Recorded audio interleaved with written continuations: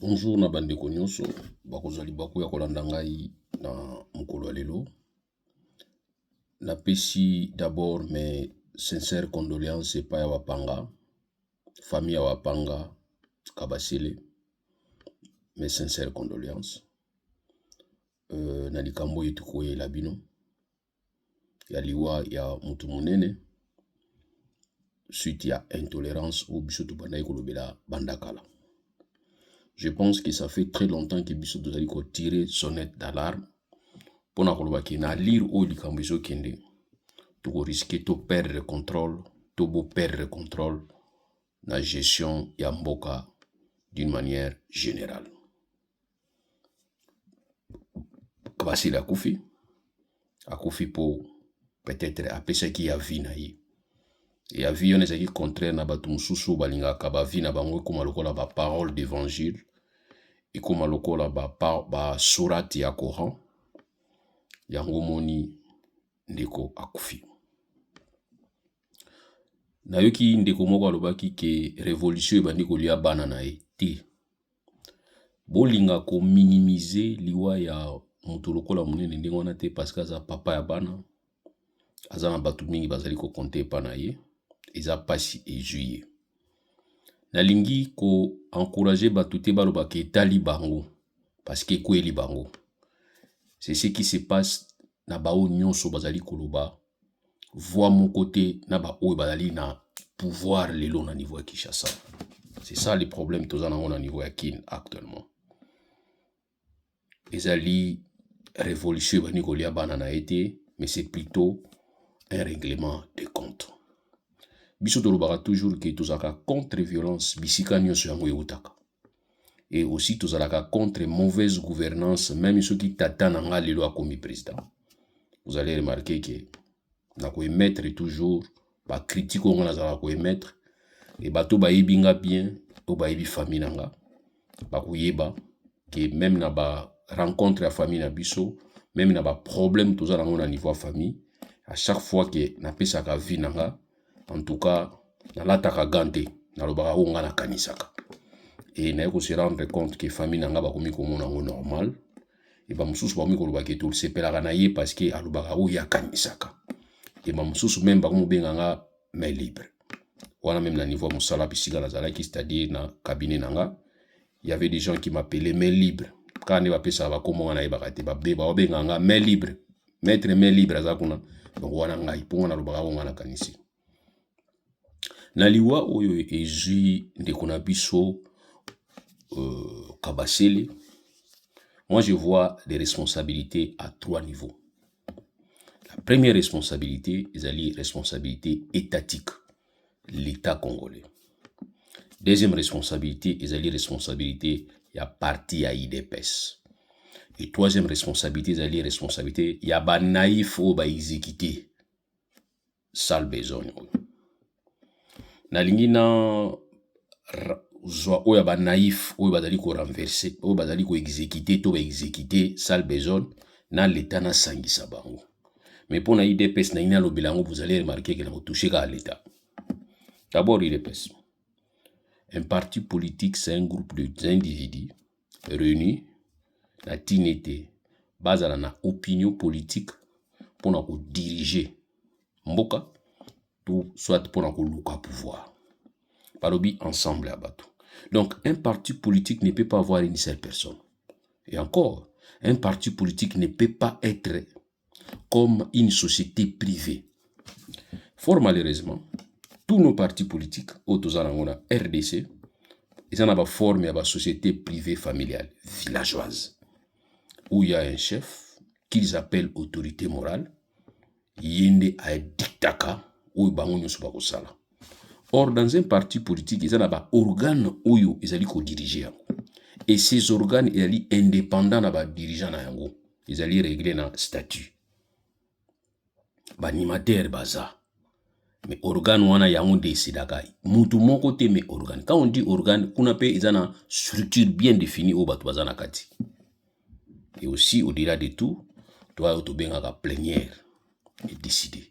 Basali réunion, va décider. Yango moni lelo na bana IDPS ke bosala erreur parce que bolanda o stati na bino yibisa bino te. Stati eloba soki président aza na empêchement définitif bokosala congrès bosala ba élection ya sika. Nous vous avons démontré que le président de la République actuellement, Ouazalaki président, il y a IDPS, excusez, Ouazalaki président, il y a IDPS, président Wana, a komaki na impossibilité, empêchement définitif, ya koya ko sala musala na ye na kati ya IDPS.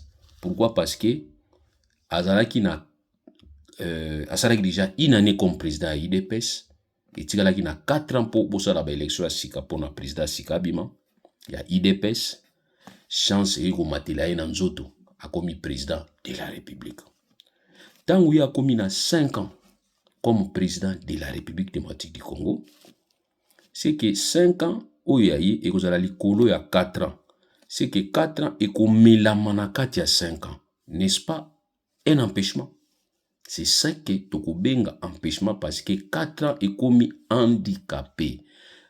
4 ans est commis empêché. C'est-à-dire, mandat na à 4 ans et que vous allez absorber. Comme mandat na à 4 ans et que vous allez absorber, et que vous maintenant, pour organiser des élections, na tinité, pour pesa mutumsusu ngwende ya ko diriger IDPS. Tshisekedi va s'organiser avec Kabuya. Basali statina bango. Basali mandat spécial. Mandat spécial ezanini. Ngai Tshisekedi na pesi Kabuya secrétaire général.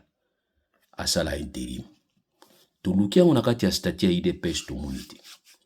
Tolukia on a loi portant création et fonctionnement ba organisation à parti politique to monité. Tolukia on a histoire. Ya ba politique to yeba ya ba parti politique comment ça doit se passer to monité. Je vous ai dit la fois passée. Ceux qui parti politique ils ont décision, bazouaka décision, batinda on a ministre et intérieur.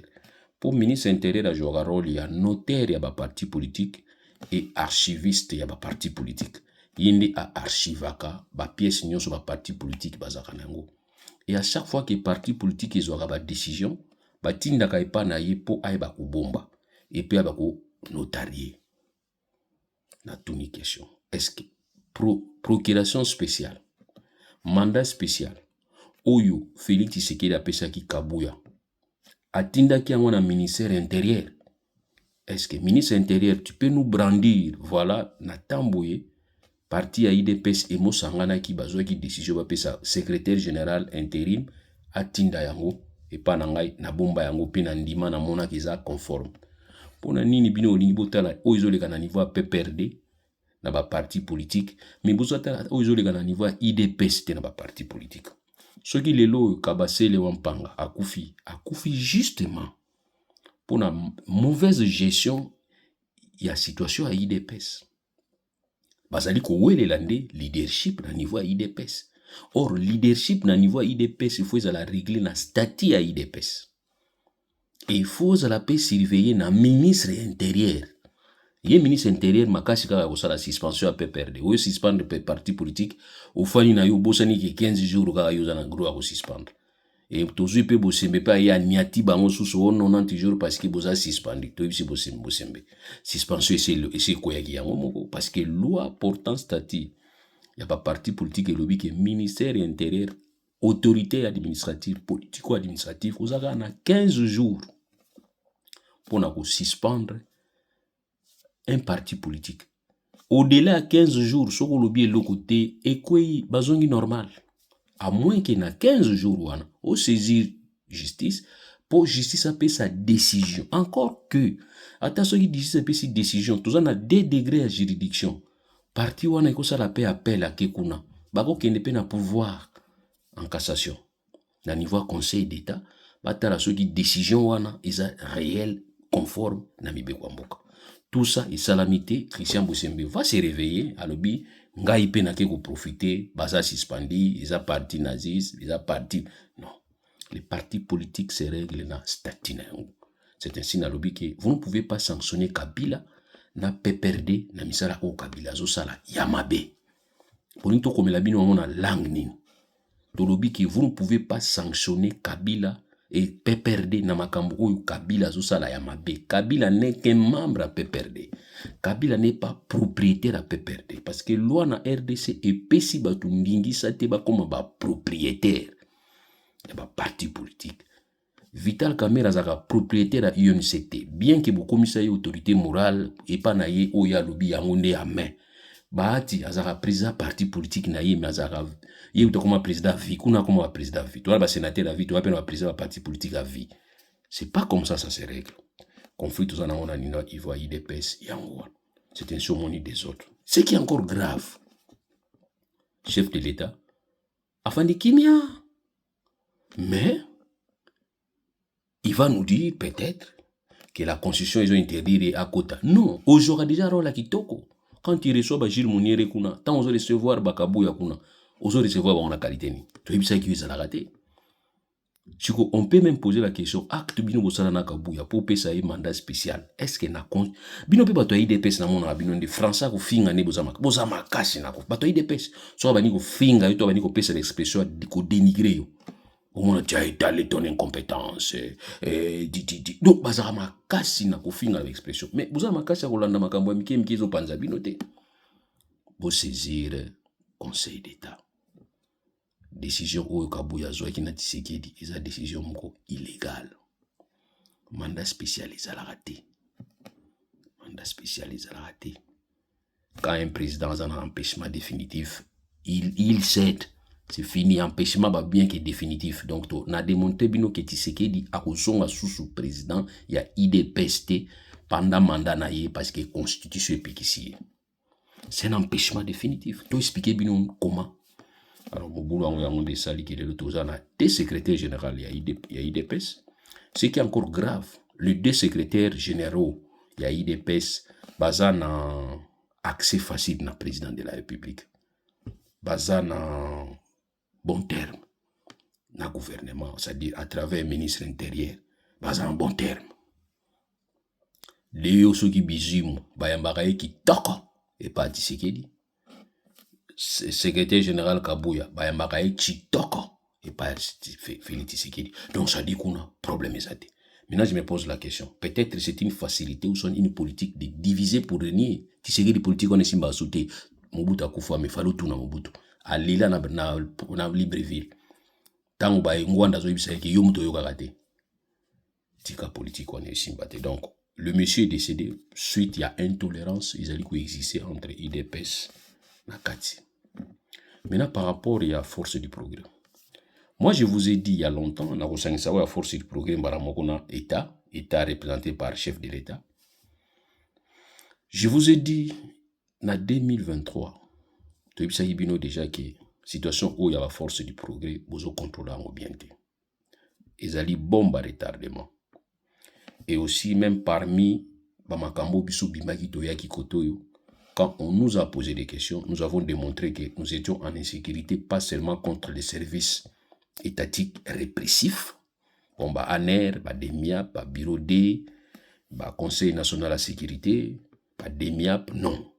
On est aussi bité face, il y a une milice que nous présentons et nous appelons comme la force du progrès.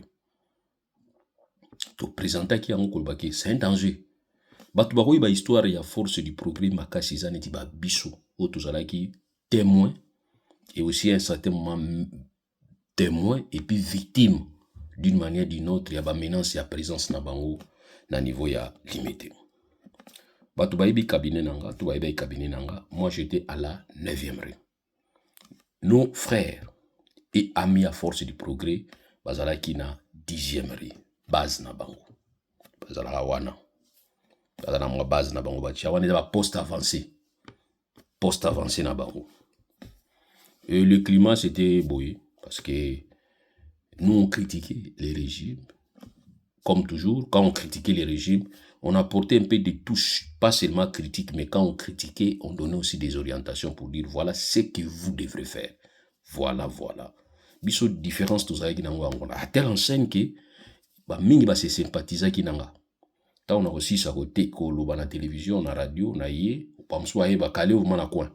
Maître Tolanda ki yo oloba ki mabe après obongisi. Et les obi sanga ngwana. mais tolobaki mabe mingi mais ubongisi quand même na suka et les obisanga yango. Je me rappelle encore, tous les débat moto salaki, ils sont venus même me remercier dans le cabinet. Nous avons fait un débat avec mon frère Prince Peng que je salue. J'étais toujours salué parce que tu es un ami. Tout ça là qui débat dans Prince Peng période où on Bazali ko se réclamait être le président élu, le président légitime. Moi, j'étais là comme invité, analyste, Prince Peng Azalaki wana. Et en face de nous, il devrait avoir un Moutouaï d'épaisse à quitté. Comme toujours, la période où on a séchaki, écran, à n'a été. Alors, débat, c'est là où Prince Peng va soutenir pour dire que, en réalité, Tshisekedi a présidenté, et moi j'ai démontré, noir sur blanc, Tshisekedi devrait être considéré comme tel, parce que il a été investi, parce que il a été élu, quand bien même que l'élection est contestable, les lois qui a eu des arrangements pour y comme président, mais procédure au Balanda qui a procédure légale. Et beaucoup de contestation. Au lieu que beaucoup de contestation, pour beaucoup un fait moko ya vide moko boy pas comprendre que beaucoup qui na bino et puis vous avez la confiance même ya justice. Nous avons vu Martin Fayulu aller même ko affronter ba résultat ya nani ya seni na cour constitutionnelle et kuna ba eba ko débouter et ba confirmer que Tshisekedi c'est lui qui est président. Monde entier reconnaître comme il est président. Et aussi, j'ai démontré que Fayulu a voyagé à la période où et puis à Zongaka, na RDC. Nabi poba ya mbayo na mboka mupaya foza na passeport. Passeport oyo foza na ngo, eza passeport oyo mineta, ministre ya justice, ministre d'État, ministre de justice, une fois signé. Or, ministre de justice wana signé ki passeport ya Fayulu, eza ministre oyo Tshisekedi ya nomaki. Donc, Tshisekedi n'est président. Nous sommes ce genre-là, tout au Kanzake. Tout ce poli na ba élection, tout poli na ba koba recours, Tshisekedi a prêté serment, tout ce qui est temps assis à Makamunae. À ça, le premier mandat na bango basala ki na Kabila ya Mouyibi, tu comprends na olelo za iba vol. Et puis aya ko sala wa geta pan na mususu hold up électoral na 2023, il est président. Il est reçu comme tel partout à Zokende. Partout dans le monde, on parle de lui comme président. Donc, Tondi Mayango. Et moi, je me dis, c'est la 2029, 2028, décembre, surtout comme en 2029, exactement dans le 25 décembre 2029. Si on a mon élection salamité, Tshisekedi pour nanga koza sous-présidenté. Voilà position nanga. Mais cela ne voulait pas dire que nazo soutenir Tshisekedi na politique na ye. Politique na ye na linga nanga ngote. Bana force du progrès ba yaki et pas nanga na cabinet parce que ba watambola kana ba goudin. Moussou ça semblable ben de lamba on a bien 17 au monde donc ba tamula ndingwana baza ko tamula ndingwana ba goudin na bango mun ba goudin ba nzete na ba drapeau balati ba drapeau bazo tambula moussou ça la semblant a bomber chemise au moins on a c'est métal et monani donc pour on la kisayo que nous sommes prêts à éventualité news ko tibeli na kachaka nini problème nini ote yo remercier kaka to landa ki émission na bino na tout cas to sepela na zo lelo bo sepeli to sepeli makasi vraiment yo mafokota pa na biso yo to zo ka formulaire faut ko signer formulaire na yo faut ya je manque lelo bo sepeli lo peut-être bo betanga biso beto blaka te biso na to saka na raté donc ils étaient comme ça bazala kinde ngwana mais na yeba ki ba mususu ce qui est vrai na groupe na bango ya ba mususu ba ingaka biso ba mususu alingaka na bango biso te et ba o ba lingaka biso ya ba o to fanda na bango kala tout le monde a peut-être bana mike bazokola ba yebi ko ba ya na biso ngana fani mingi na côté limité oui ngana mona ban na fanda na bandal na ngiringiri ipana ngana ngiringiri na longo ngiringiri na ifana na bandal donc j'étais plus na limité que ba place na tangeli bino na okende musala 7h na zo longo mso à 20h même le dimanche j'y allais donc pour dire que j'ai trop passé ma vie là-bas na bandi kuna depuis 2012 na bandi cabinet mais na komi wana na terrain banda 1997 entré à AFDEL ngazaki déjà wana cabinet na bandi na 2012 mais banda entré à AFDEL na 1997 biso tozaïza na limité wana to tie toujours na ba client na biso période wana nanu to prêta ki to salaki cabinet. Vous voyez?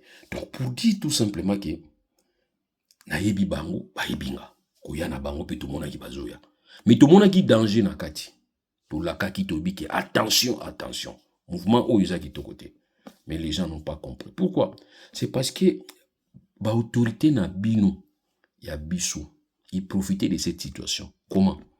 Pour eux, au lieu plus d'utiliser les services de renseignement, pour utiliser les services répressifs police, ANR, de MIAP, ils avaient le contrôle sur ces groupes de gens. Au bazalaki ba fan, au bazalaki ba fanatique na bango. C'est ce qui avait fait que na niveau à Nevemeri, à un certain moment, Moubou Kota Gimuke. Je me rappelle, Nazaki Nanga na poto, Izaki période Nazaki na vacances na poto na 2022. Moubou Mou Salama Ikono. Moubou Salama Ini. Izaki même période où Basalaki parti ya Ndebona Biso, Jean-Marc Kabunda, Salaki wa yepe na 13e rue, na ngambo boyo siège nizawana. Bango balobiki wanate, makili li bandi. Siko na niveau siko ya 9e rue, problème s'est posé à Gezaini. Ba petit à 9e rue, na ba petit à Kingabo, mingi basaki ya kusala musana bango na 9e rue, comme ba manutentionnaire. Kopone bande ko futa bango, bazako vivre na yango. Bazako vivre na kopone. Alors siko esalaki ke bana oyo tubengaka ba force du progrès, ils venaient pour rançonner ba mindeli bazaki wana. Siko ba petit bazako sepena ngote. Moi guerre d'esprit bandaki na bango. Na guerre d'esprit on a bato bino, biso pito kota la bino côté, il paraîtrait nga on a salakati. Rapprochement mo salamaki entre Batuya, Jean-Marc Kabund na ba petit à 9e rue, rande kotaki. Machete bimaka période mo bimaka la télévision, machete bimaka entre bango et j'allais même être accusé comme quoi ngamna tindika e bana 9 pas s'opposer contre bana ya force du progrès. Ah, ngana zalakiti. Nazarana bana 9e contact bonjour naleki. Na solana bangote. Mon côté yaka, il venait chez moi, nana problème bon idée. Ma solo na to solana bangote. Ndeni bomi ko ko mais on a pas problème wana za. Donc c'est là où j'ai déjà compris que j'avais déjà des problèmes na bande ko na biso. Beaucoup excusez nga les noms un peu moins moulai, même 50 minutes pour beaucoup comprendre place na zone na chité. Et ko sala ke bande ko na biso ya force du progrès. Ba komi na posa ba on peut ba ya ko sala. Parce que vous se rappelez, le groupe Moko Kende ko fonda côté présidence, na misala balaka ki bango, ba pesa ba misala te ba fonda ki wana, o Peter Kazada lo bayi ke batuno so baza kuna na présidence na ba drapeau IDPS to yibi bango te. Bango bayi ba bango te, soki les ambeza. Mais soki ba marche za, il faut ba menacer tel opposant batuna ba. Vous se rappelez période wana ba na baye makele le bimi. Alors, pour na ko éviter problème, na yibisa ba client nanga boyamba bango papa ça ba congolais ba pe na besoin boulot. Moi je pense que ceux ba bani na bango ko sala pe ba musu ba ko na bango calme et au sala que moi jonction mo fallait ça entre bana wa 9000 bazaro yo kala kalate na ba force du progrès faut ba sanga na bisika moko pour permettre bango climat zonga bien. Il s'est posé notre problème de taille.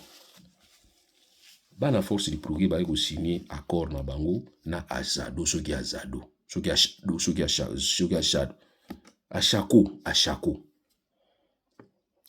wana ezali responsable monsieur moko azali proche ya IDPS. Ils vont signer ça pour na ke bango bazo kota na terrain comme Achako mais bazo bato force du progrès ba yana si bango ki bozo créer ba désordre des anitines. Est-ce que possibilité zate botika ma ba Achako bo continuer kana informel bo sanga na bino nyonso biso ça la structure asika bango ba bi jamais biso ba emploi zo banda emploi yango. Emploi va promettre bino a on va porter tiens. Et il était question tous à la convoquer dans niveau police. Ça je l'ai dit, tous à la qui convoquer dans niveau police parce que ma kélé les bandaki.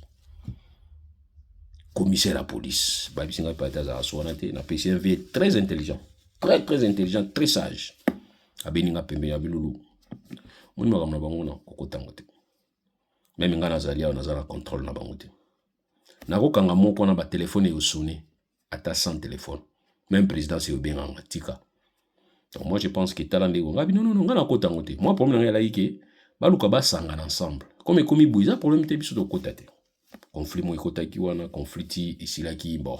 Bazo ki solution avec ki azako soki azako ya ndeko na bango pa récupérer ki dossier ba komi ko sala ba kamona bango ko tinda bato. Nous on se disait que nous avons déjà tellement trop de problèmes avec qu'il faudrait pas rajouter.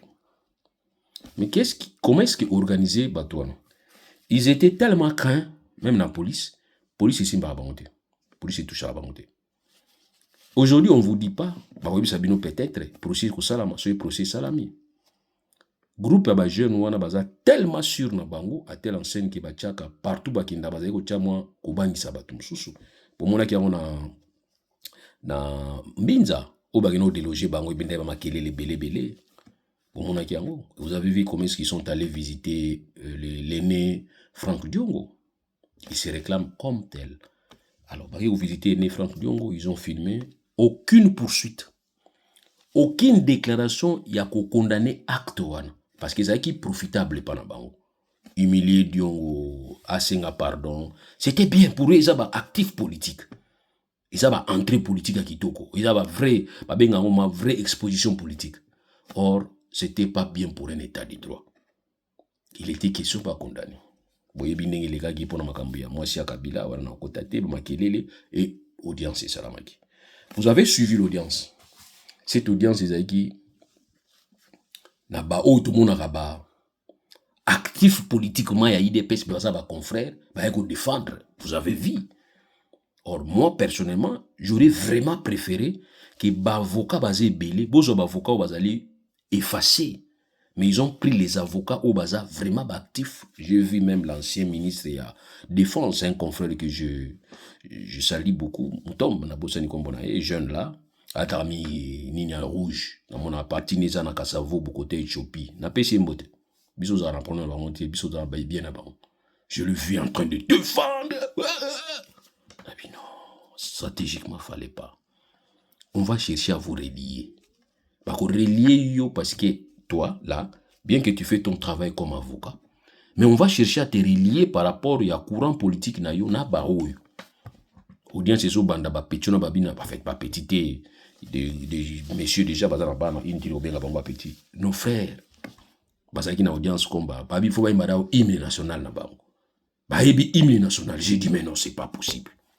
Donc tu Marie Le Pen bazo sambisa na tribunal les bato bato renseignement national ba yembi hymne na bango. Non, ça c'est pas normal. Ils ont déjà bien dit. Parce qu'en ce moment-là, vous avez ça, tu dois comprendre que au bango bazo ça les a bien. Eh ben ouais, au bango ça les a bien. Alors, nous avons été appelés, Tokei, to solo na ba kondiwana, to foye na batuana, to yokani. C'est là où j'ai connu beaucoup d'entre eux. Eh ben qui, neti oba kangi, vous moni na photo nanga miniature, Onondo que je connais. Sobo moni garçon même avocat ko sabisa ye. En fait, à défendre, même bien beaucoup de à Koloba. C'est un garçon très poli. C'est un garçon très réservé. C'est un garçon très timide. Quand tu parles avec lui, souvent, à la ramabele. Ou bien, celui un peu distrait. Alors, tina niveau, on a souvent comme un niveau, on a c'est quelque part, ni barbara, qui sont mon mon cas, ont manqué au makasi kolanda été yayam soit batami kuna simazo zelakayo. Donc, je le vois, je le connais. À chaque fois qu'il y avait des petits soucis, na terrain na ba la force du progrès, quand tu le vois, ok panaye, solliciter ka ubenga na téléphone beaucoup, kutani, ou speaker tal comme ça nango boy nani wana tel au mona abeng azakana batu bazo encercler. Au mona binani wana, ba kana groupe la oh non mais c'est qui ngandi ale. Bobenga ngai, au mona téléphone dit maître atuninga ya ebisinga boy keba. Tolingi makelele ki. OK. Au mona kini koti. Oh, ces gens-là, babanga, bon, makaisi, na ebité. Eza nini? Respect moko ba pesa ka batuana. Eza na moko mo selu fo ezala. Mo selu na mona na mona na nboité, mais peut-être il y a yebinga, mais une fois on m'a passé na téléphone sur mon selu, yindi chef na bango. Bureau na bango eza wapi? Bureau na bango ezali kotanda kwa mama Marthe. Bureau kotanda kwa mama Marthe. Moni ba souda wana force richo ba nani ba républicaine wana. Pona kokota kuna kota mama tuna bato bafanda hakuna ata mpayano wazo ya ifo bimo nous mpayana yo so bayebi to kota te siko biro abana wana biro abato force du progrès ala wana so koti izana kati biro na bango babenga ngo Kamalondo kuna na Kamalondo ibakanga bato kuna bakanga bato na bango ti bana discipline mo bazana ondi ba militaire so imambra sali mabeba ozwa yo bakocho na kati kuna Kamalondo na yo fundo na Kamalondo bato force du progrès tant zo maila bango zaigani so monika salinga mabena yo fundo na Kamalondo kuna discipline eza kuna. Et ce qui était regrettable, baza kana ba tumususu. Donc soko salika mabe moko boye na ba jio ba kino ko sambisa. Mais biso tozo chance okende kuna te parce que ba ibe quand même biso ba vie na bango, ba ibe quand même biso to na ba problème na bango te. Ba iba ki. Mais bien que bango ndambo baza ko sepela na biso te. Voilà, donc bazala qui bien organisé dans sens wana bureau na bango ezali simba otama mamat. Alors moi je ne peux pas comprendre comment bazo kanga batu bazo na bango bino batu force so garde présidentielle républicaine bo moni bureau wana boyebi pe makamisala makuna batu baola na kati kuna ba kanga batu na kati bureau na bango ezali kuna na kati. Vous avez suivi une fois Peter Kazadi est allé voir Jekobea bazo gagner la ministre il y a intérieur. Donc baza assurance ba ebi ke lo ezate ba ebi ke rien lo ezate. Donc, moi, je voudrais savoir la relation entre bureau na bango wana na mndako mama Mart. Est-ce que batu baza wana ko kingi la mama Mart ba commission de présidence bis kotanda kwa mama Mart na limité. Boyebi ke bureau moko ezala wana ezana ba activité moko ezala maka oyo eza vraiment normal te par rapport à Mibeko. Est-ce que c'est ce qui va faire maintenant que ba komi na confiance tina niveau wana. État congolais, il faut avoir responsabilité parce que ordre public ezali état congolais mutachakango. Quand on vous informe ce qui se passe sur le terrain, tant que vous avez informé, vous agir, moi je pense que quelque part, je suis désolé de le dire, ils ont profité na bino, mais les lobo moni soué komi ko zonge la bino, parce que na lire auto komi nango, ils a lire moko destructif, ils a destructif dans le sens moko vous ne pouvez pas comprendre, parce qu'en ce moment-là, la perte qui a été occasionnée na kam susu, c'est fini. C'est infernal, comme un cycle moko vicieux. Or, il était question que vous stoppez bien avant.